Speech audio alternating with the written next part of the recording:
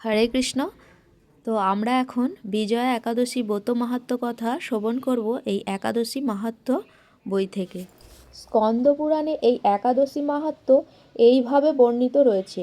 মহারাজ যুধিষ্ঠির শ্রীকৃষ্ণকে বললেন, হে বাসুদেব, ফাল্গুন মাসের কৃষ্ণপক্ষের একাদশীর মাহাত্ম্য অনুগ্রহ করে আমাকে বলুন।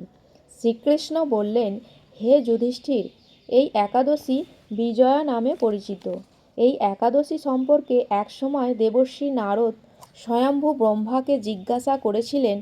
তিনি এই প্রসঙ্গে যা বলেছিলেন তা আমি এখন তোমাকে বলছি। এই পবিত্র পাপ বিনাশকারী ব্রত মানুষকে জয়দান করে বলে বিজয়া নামে প্রসিদ্ধ। পুরাকালে শ্রী রামচন্দ্র 14 বছরের জন্য বনে গিয়েছিলেন। সীতা ও লক্ষ্মণের সঙ্গে তিনি পঞ্চবটী বনে বাস করতেন। সেই সময় লঙ্কাপতি রাবণ দেবী সীতাকে হরণ করে। সীতার অনুসন্ধানে রামচন্দ্র চতুর্দিক ভ্রমণ করতে থাকেন। তখন মৃতপ্রায় জটায়ুর সাথে তাঁর সাক্ষাৎ হয়। জটায়ুর রাবণের সীতাহরণের সমস্ত বৃত্তান্ত রামচন্দ্রকে জানিয়ে মৃত্যুবরণ করে। এরপর সীতা উদ্ধারের জন্য বানররাজ সুগ্রীবের সাথে তিনি বন্ধুত্ব স্থাপন করেন। ভগবান রামচন্দ্রের কৃপায় হনুমান লঙ্কায় গমন করেন। সেখানে অশোক বনে সীতাদেবীকে দর্শন করে শ্রী রাম প্রদত্ত আংটি তাঁকে অর্পণ করেন। ফিরে এসে শ্রী রামচন্দ্রের কাছে লঙ্কার সমস্ত ঘটনার কথা ব্যক্ত করেন। হনুমানের কথা শুনে রামচন্দ্র সুগ্রীবের পরামর্শে সমুদ্র তীরে যান।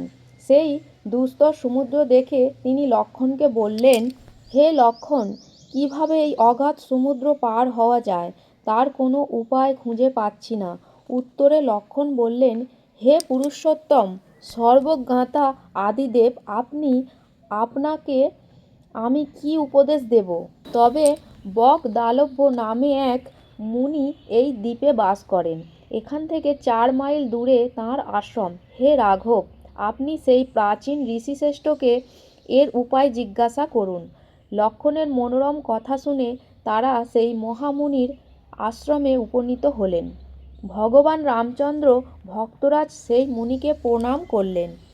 মুনিবর রামচন্দ্রকে পুরাণ পুরুষ বলে জানতে পারলেন। আনন্দ ভরে জিজ্ঞাসা করলেন, হে রামচন্দ্র, কী কারণে আপনি আমার কাছে এসেছেন তা কৃপা করে বলুন। শ্রী রামচন্দ্র বললেন, হে মুনিবর, আপনার কৃপায় সৈন্যসহ আমি এই সমুদ্র তীরে উপস্থিত হয়েছি। রাক্ষসরাজের লঙ্কা বিজয় করাই আমাদের প্রধান উদ্দেশ্য। যাতে এই ভয়ঙ্কর সমুদ্র উত্তীর্ণ হতে পারি তার উপায় জানবার জন্য আমরা আপনার কৃপা প্রার্থনা করি। মুনিবর প্রসন্নচিত্তে পদ্মলোচন ভগবান শ্রী রামচন্দ্রকে বললেন, হে রাম, আপনার অভীষ্ট সিদ্ধির জন্য যে শ্রেষ্ঠ ব্রত করণীয় আমি তা বলছি। ফাল্গুন মাসের কৃষ্ণপক্ষের বিজয়া নামক একাদশী ব্রত পালনে আপনি নিশ্চয় সৈন্যসহ সমুদ্র পার হতে পারবেন। এই ব্রতের বিধি শ্রবণ করুন। বিজয় লাভের জন্য দশমীর দিন সোনা, রূপা, তামা অথবা মাটির কলস সংগ্রহ করে তাতে জল ও আমপাতা দিয়ে সুগন্ধি চন্দনে সাজিয়ে তার ওপর সোনার নারায়ণ মূর্তি স্থাপন করবেন। একাদশীর দিন যথাবিধি পাত্র স্নান করে কলসের গলায় মালা চন্দন পরিয়ে উপযুক্ত স্থানে নারকেল ও গুবাক দিয়ে পূজা করবেন। এরপর গন্ধ, পুষ্প, তুলসী, ধূপ, দীপ, নৈবেদ্য ইত্যাদি দিয়ে পরম ভক্তি সহকারে নারায়ণের পূজা করে হরিকথা কীর্তনে সমস্ত দিন যাপন করবেন। রাত্রি জাগরণ করে অখণ্ড ঘি প্রদীপ প্রজ্বলিত রাখবেন। দ্বাদশীর দিন সূর্যোদয়ের পর সেই কলস বিসর্জনের জন্য কোনো নদী, সরোবর বা জলাশয়ের কাছে গিয়ে বিধি অনুসারে পূজা নিবেদনের পরে তা বিসর্জন দেবেন। তারপর ওই মূর্তি বেদজ্ঞ ব্রাহ্মণকে দান করবেন। এই ব্রত প্রভাবে নিশ্চয়ই আপনার বিজয় লাভ হবে। ব্রহ্মা বললেন, হে নারদ, ঋষির কথা মতো ব্রত অনুষ্ঠানের ফলে তিনি বিজয়ী হয়েছিলেন। সীতাপ্রাপ্তি, লঙ্কাজয়, রাবণ বধের মাধ্যমে শ্রী রামচন্দ্র অতুল কীর্তি লাভ করেছিলেন। তাই যথাবিধি যে মানুষ এই ব্রত পালন করবেন তাদের এ জগতে জয়লাভ এবং পরজগতে অক্ষয় সুখ সুনিশ্চিত জানবে। হে যুধিষ্ঠির, এই কারণে এই বিজয়া একাদশী ব্রত পালন অবশ্য কর্তব্য।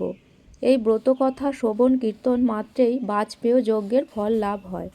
হরে কৃষ্ণ।